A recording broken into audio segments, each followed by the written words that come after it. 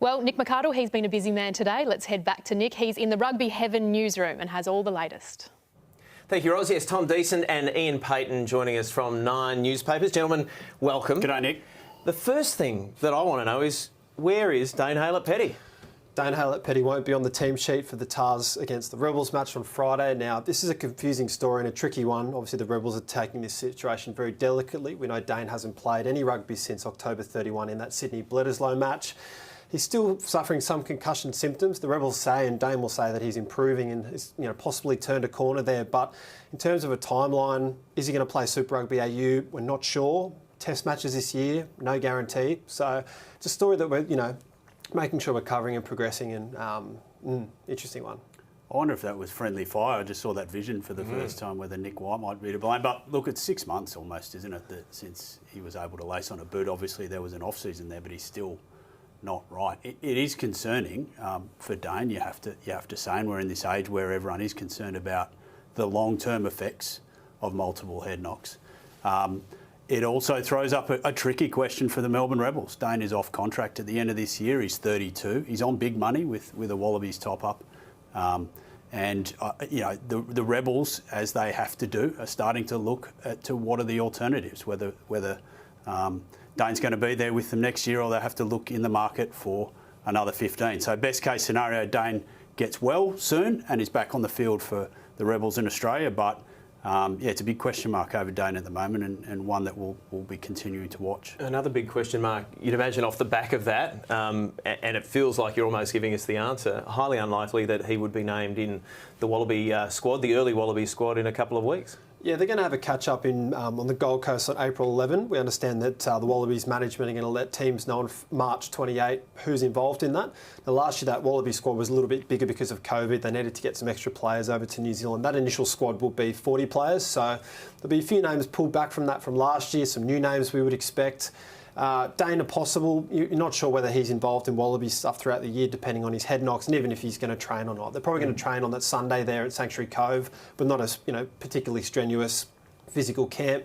And then we've got, Michael Hooper's not going to be there as well, but definitely some new names. So we'll find out Sunday next week. So this is that time of the year where we start sort of looking ahead and we think, OK, well, who are the bolters? We love it. We love talking about this stuff, right? Who's going to get to wear this Wallaby jersey for the first time? Throw up a couple of names. What I think he will say, hard to say with bolters because Dave Rennie included so many new faces last year, didn't he? That you're not going to get the classic bolter scenario. But one thing I think he could say is there's going to be less than 11 Waratahs, which were in the 44-man squad at the end of the day.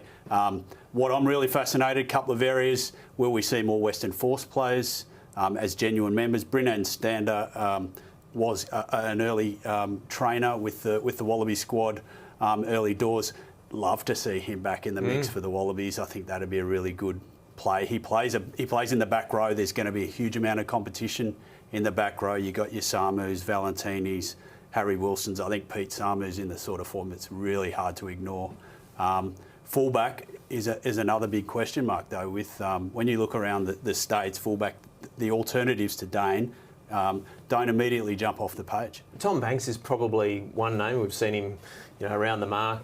Jack Maddox. Is there a left field thought there maybe for fullback? Yeah, well, I have heard there's a few types that would love to see Jordan Petaia get a run at 15. He played a bit of schoolboys footy there.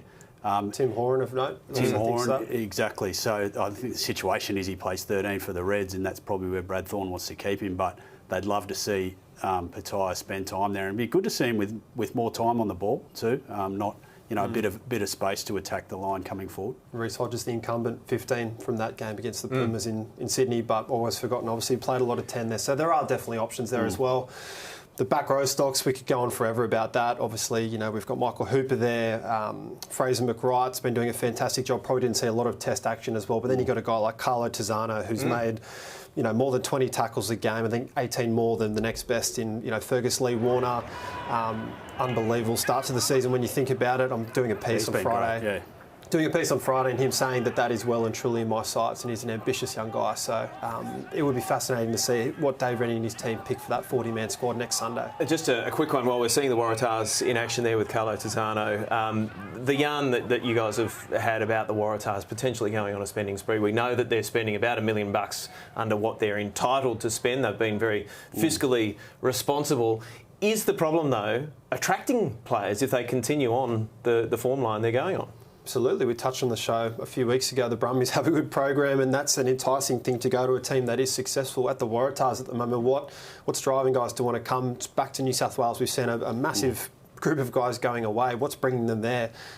Success at the moment. If they don't lose to the Rebels, that's 4 on the trot, and that's panic stations, quite frankly. The Isaac Rodda recruitment, if you like, is all the states are basically allowed to offer the same money. That's what we've been told. So it's basically a choice of program at that point. And if he doesn't take up the Waratahs, he's a New South Wales boy, born in northern New South Wales, raised in northern New South Wales. So that would answer some of your question. And that, I guess, is where you get to when you talk about Rob Penny's future, right? Lovely bloke, good coach, but is he the type of guy that can act as a magnet, a charismatic kind of coach like Michael Cheika was, when he draws people back from programs overseas and that sort of thing and starts to build a future? So that's the sort of considerations that the Waratahs kind of head office, if you like, that the performance review kind of figures are looking for.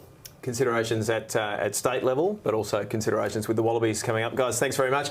Roz, there you go. That early Wallaby squad, that player of national interest squad, will be very, very interesting in a couple of weeks' time.